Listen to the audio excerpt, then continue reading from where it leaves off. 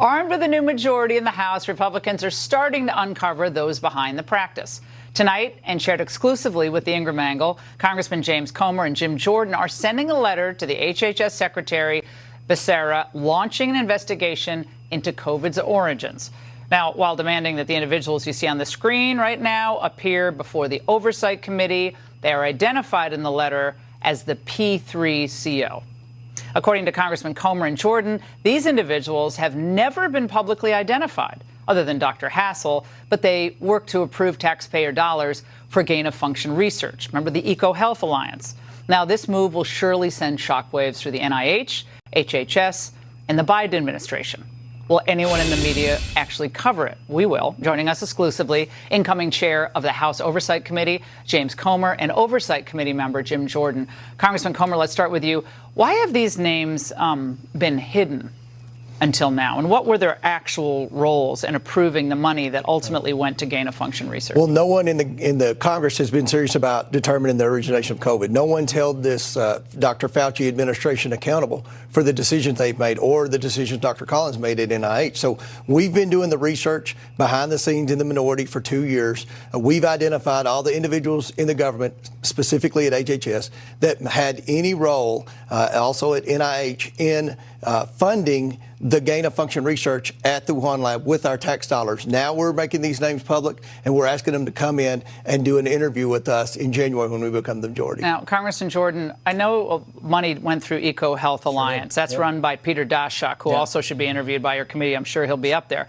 How does this work? So the money goes to EcoHealth Alliance. EcoHealth Alliance then partners with the Wuhan lab on various research. And then what happens? Well, EcoHealth got the American tax dollars. They were a company that wasn't properly vetted, as we just pointed out. They didn't comply with their grant contract. They then sent the money to a lab in Wuhan, China, a lab that wasn't up to code and a lab that was doing gain-of-function research. And what happens? A deadly virus breaks out in that city where that lab is at. And they try to tell us, oh, no, it didn't start in the lab. It was a bat to a pangolin, to a hippopotamus, to Joe Rogan, and 6 million people get the virus around the world. They actually, that's still their story. Now, we have documents, too, that we've uncovered thus far in investigation. Here's one from Daszak to NIAID, where he says, Dear Jenny, this is terrific. We are happy to hear that our gain-of-function research funding pause has been lifted.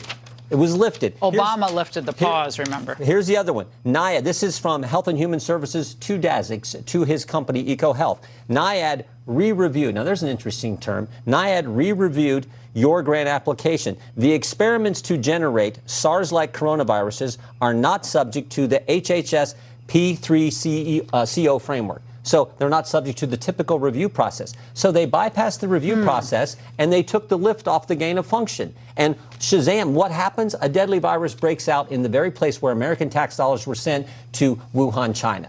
And what does Fauci do when and here's the other key thing. Fauci knew all this on February 1st, 2020, 3 years ago. What does he do with that information? Does he tell the president, the commander-in-chief, that a deadly virus... He covered it up.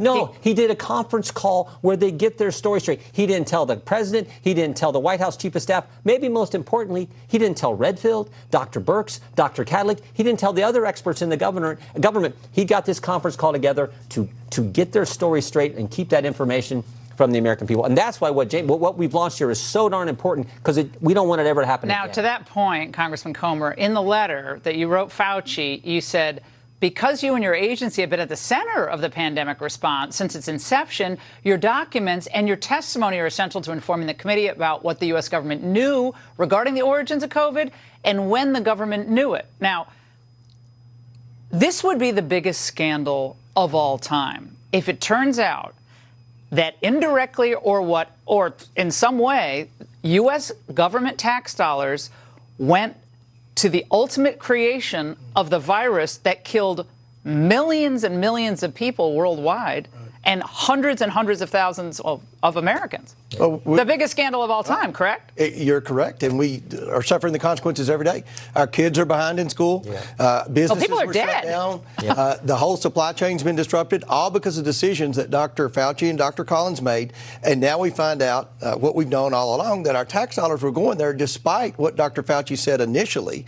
And none of these employees that had anything to do with overseeing the grant to make sure the grant was in compliance, as Jim said, they were never in in compliance. And they got funded again, by the way, a few weeks ago. They need to come before Congress. They need to explain their decision making and be held accountable. Well, Fauci, by the way, defended the Chinese researchers on this show in February of 2020, before the pandemic was announced. Now, Congressman Jordan, the New York Times tonight is reporting that there is bipartisan legislation to create what they're calling a 9/11-style panel to investigate the pandemic response. They see that, people are concerned about what you guys are uncovering, I think, but that the White House is privately resisting it. Go figure. Yeah, now, go figure. Why are they working so hard to get just a modest level of accountability? Forget full accountability. How about any accountability? I don't know, but probably because everything they told us turned out to be false. They told us it wasn't our money, told us it wasn't gain of function research, told us it didn't start in a lab, told us that the vaccinated couldn't get it, told us that the vaccinated couldn't transmit it, told us that there was no such thing as natural immunity, first virus in history where you can't have natural. I mean, so everything they told us turned out to be false. So maybe that's the reason. But we should have legislation passed, and the White House should support this, that would ban American tax dollars being used in any way for gain of function. That should be one of the things that comes out of this investigation we're doing.